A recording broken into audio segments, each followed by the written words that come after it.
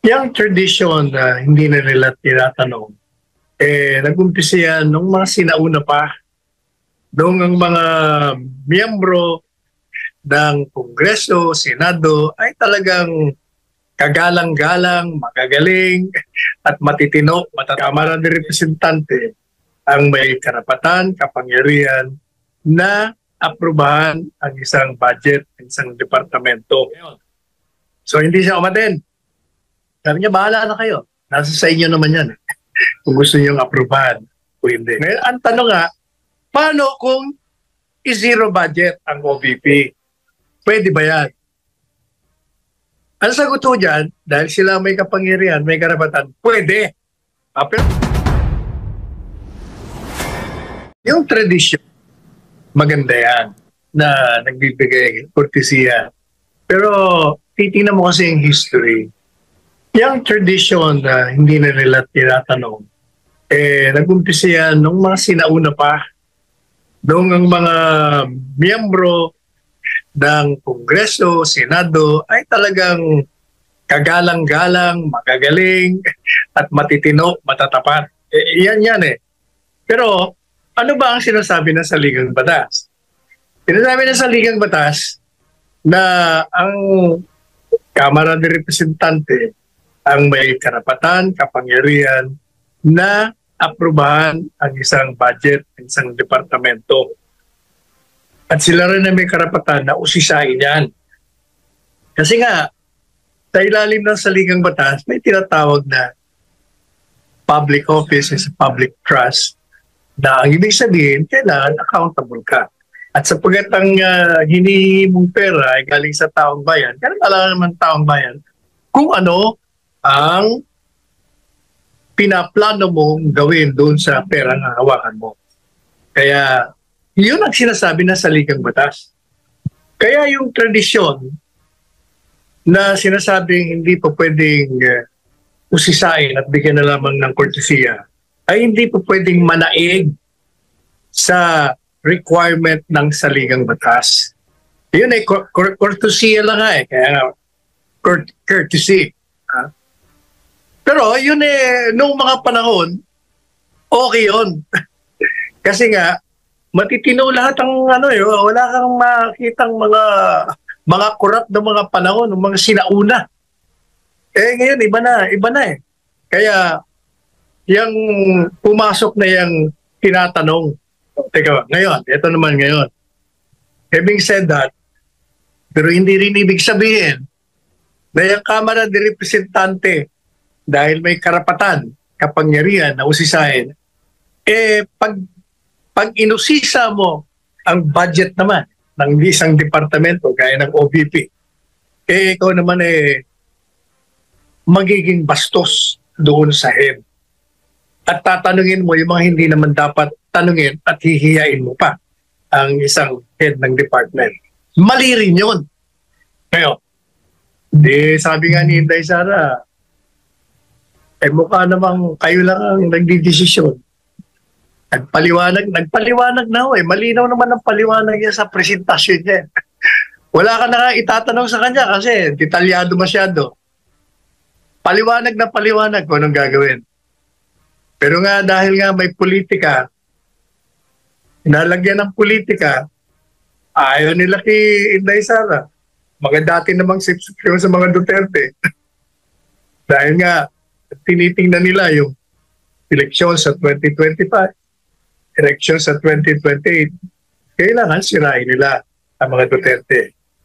Nangunguna na niya si Inday Sara dahil siya ang nasa kapangyarihan, siya ang pinakamalakas. Ngayon, so hindi siya umaten.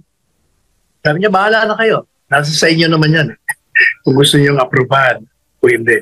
Ang tanong ngayon, ang Kamara de Representante ba, kung sa inis nila, sayamot nila kay BP Sara dahil ayaw umaten at ayaw di umano magpaliwanag sa isang bagay na naipaliwanag niya na. Pag tinatanong siya, ayaw niya sa kanyang sagot. Sabi niya nga, yung problema sa inyo, sabihin, hindi ako sumasagot. Sumasagot naman ako. Ang ayaw niyo lang, yung naririnig niyo at ayaw niyo yung pamamaraan ng pagsagot ko. Hindi kayo sanay na sinasagot kayo dito. Ngayon, ang tanong nga, paano kung i-zero budget ang OVP? Pwede ba yan? Ang sagot ko dyan, dahil sila may kapangyarihan, may karapatan, pwede. Pero hindi pa tayo tapos yan, ha? Pwede. Pero, tandaan nyo, ang Korte Suprema ay binigyan ng kapangyarihan ng saligang batas.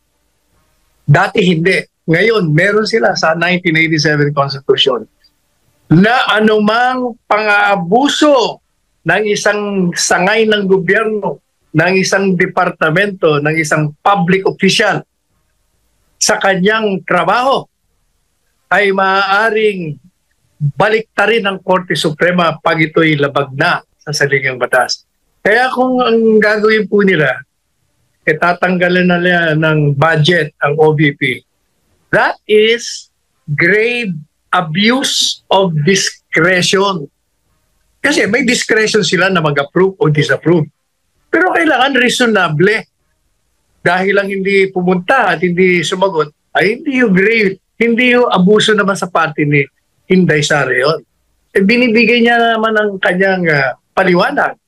So hindi mo masasabi na, uy, naabuso ka, brat ka naman masyado. Pinaliwanag ko na nga eh. Problema sa inyo, tinatanong niyo ako sa isang paksa na diskusyon niyo na rito, nagdesisyon na nga kayo na wala na akong confidential pass, inuusisa niyo pa. Pangalawa, yan naman ginagamit yung notice of disallowance, hindi pa pinal yan, kaya hindi dapat pinag-uusapan pa yan. Pangatlo, merong nakabinbin sa Korte Suprema sa question ng legalidad ng confidential funds. Kaya dapat talagang hindi natin pag-usapan. Ngayon, gagawin nyo, tatanggalin nyo ako ng budget. Yan ay abuso ng inyong kapangyarihan. Abuso ng inyong karapatan. So that is a grave abuse of discretion amounting to excess or lack of jurisdiction. Kaya pwedeng pumunta si Inday Sara sa Korte Suprema para sirain yung kanilang desisyon kung mangyari man yan.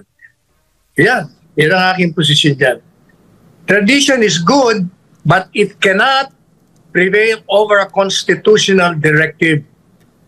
Courtesy lang nga yan. But it doesn't mean also that you are functioning and obeying to the constitutional command to do your job, to scrutinize the budget, to abuse your authority. Hindi rin pa pwede yan. Kaya, Korte Suprema papasok yan. Yan ang aking posisyon. Attorney Sa, binanggit po ninyo yung katagang constitutional command. Pasok din po ba dyan yung issue ng disenfranchisement? Kasi kung pagsasama-samahin mo yung mga kongresista na miyembro ng APRO, hindi po yata sila hihigit yung boto na nakuha ni Inday Sara, ni VP, 32 million po. The largest in Philippine history. MJ, hindi pinag-uusapan dyan yung boto. Ang pinag-uusapan dyan palagi, ano bang sinasabi ng saligang batas? When the Constitution says that it has the right to scrutinize the budget, it says so, and it should follow yung Kongreso, regardless kung ano pang botong tinanggap ng sino man dyan. But, you have the authority, but you cannot abuse that authority. Kaya nga, noong 1987 Constitution, dati-dati hindi pwedeng pakialaman ng Supreme Court yan kasi that's a political question that only the sovereign people can decide. But binago yan, hindi. Ang Korte Suprema ngayon, pag ikaw ng abuso, lahat ng public official, lahat ng departamento, lahat ng ahensya, papasok kami dyan. Papakialamin namin yan sapagkat nilalabag mo ang saligang batas, sapagkat nobody is above the Constitution. Hindi pinag-uusapan dyan yung number of votes. Tsaka maganda rin yung punto, Attorney Sal, ni Congressman Marcoleta nung tinanong siya ni Congressman Pabuano na magbabago raw sana yung boto ni Paduano, which is isang boto lang. Kung nandun present si VP Inday, sabi naman ni Marcoleta, have you seen the President personally defending his budget? Mga ganong usapan ba, Attorney Sal? Anong masasabi mo? Sa akin petty yung mga usapan na gano'n Alam mo, yung sinasabi nung yung congressman na yan, na magpapalit boto ko nandiyan, hindi niya naiintindihan ko na yung courtesy. Ang courtesy binibigay hindi sa tao, kung hindi sa opisina, kinalandong tayo kiwala, kung gusto mo magbigay ng courtesy sa Office of the President. Kasi ang pinag-uusapan, hindi naman si Inday Sara. Ang pinag-uusapan ay budget. nung departamento, hindi si Inday Sara. So, regardless of whether she's there or not, if you want to give courtesy to the office, you will give it kahit na wala siya doon. Kaya mali yung mga, sa akin, pambatang mga diskusyon doon. Gano'ng kabigat, Attorney Sal, yung pag-name drop ni VP Inday kay Speaker Martin at kay Congressman Zaldico? Sabi kasi ni Congressman Ko, pambubudo lang daw yung statement ni VP Inday. Marami daw sila mga mababatas na member ng komite at mga senador din na kasama sa pagpasa ng budget. Sinabi niya rin na diversionary tactic ng yung mga revelasyon ng Vice Presidente. Anong masasabi mo doon, sir? Yan lahat ng mga salita na dyan, political lahat yan. Kasi nung kakampi pa nila si Inday Sara, may courtesy sila. Hindi ba sinabi ko na yun dito sa programa natin? Yung courtesy applies only pag kakampi ka ng administrasyon. Pag wala, wala na yan, courtesy yan. Labanan na yan. Naghahalo ng balat sa tinalupan yan. Yan ang realidad. Tsaka, di ba, attorney, magkasama sa eleksyon, di ba?